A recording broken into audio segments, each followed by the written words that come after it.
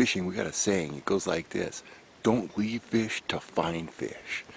So last time I was with you, I said I was going to go down another ridge and check it out. But upon some reflection, I decided, hey, there's deer in this basin back here. I need to explore the basin further. So I'm going to go back to the same area I've been hunting. I'm going to start out there. I'm going to start out doing some glassing. But then I'm going to push down into the canyon. The deer don't seem to be migrating or moving or anything. They're kind of living here. So for all I know, there could be a buck down a quarter-mile further that comes out every morning. I don't know. So I'm going to go out there. I'm going to initially start glassing from the same old place I've been glassing from. But then I'm going to work my way down the backbone further into the canyon, see what I can see. Working my way down the backbone for the last, hour and a half, going on 2 hours. Got down on this flat. I glassed across. There's cliffs all below me here. There were 2 big bucks out. One was big. One was an absolute giant. I'm guessing they were 350, 400 yards away. It was by far the biggest deer I ever shot at. I know I missed on the first shot. That big buck moved up into the brush a little bit. He was standing kind of quartering uphill from me, and I fired again, and I heard a loud slap. It could have been hitting a rock. It could have been hitting a deer. So the bucks were in that open patch in the timber you see there. I'm actually gonna zoom in on it. See. So the bucks were feeding right up there on the right hand side of that opening you see, and then the big buck moved up towards that dead tree. I'll zoom in on that area a little more.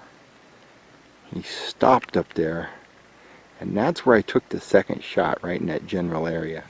Well, I've been climbing for about 2.5 hours now. I'm down by the creek. The bucks were up above that little backbone there that you see behind me. So I gotta work my way across the creek and then up the other side, and then we'll see if we got a buck on the ground. But once again, I would be surprised. I think I missed. I wouldn't be shocked I heard that slap, but I gotta check. That's the bottom line. You gotta check. I don't know how well you can see those, if you can see them at all, but those are the tracks of the second buck when he finally hightailed it out. They were feeding down in that general area there, and that other buck is down. He's going to be down up in that vicinity somewhere there, so I'm going to have to go check out all that high brush. So that's going to take a little while, but I got a pretty good idea where he was. I think he was kind of right in that hollow there. And where did I shoot from?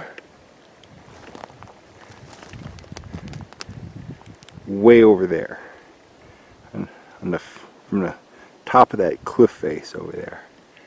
So go up in the brush here and see if we can find a buck. I don't think so, but you never know.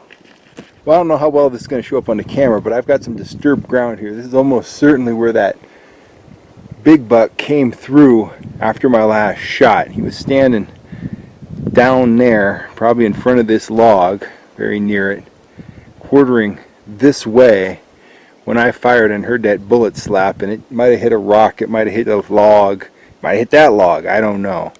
But I don't think he was hurt. I think he hightailed it over that log, right through here and on up over the top of this ridge, and probably joined up with his buddy. He went in the same kind of general direction. He skirted around, but I'll bet you they're together right now. So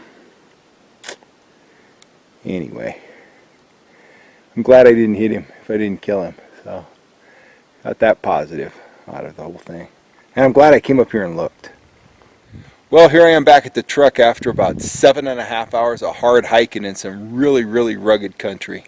And the only thing I can think of to say is the thrill of victory and the agony of defeat. They got me today. I saw just a world-class buck, though. I missed him. So happy to see him. You could be pessimistic and say, I probably won't see another one this season. I can be optimistic and say, hey, I know where they live. I'm going to be back in that basin. And that's the approach I take. I'm going to be back in that basin every chance I can, between now and the end of the season. So.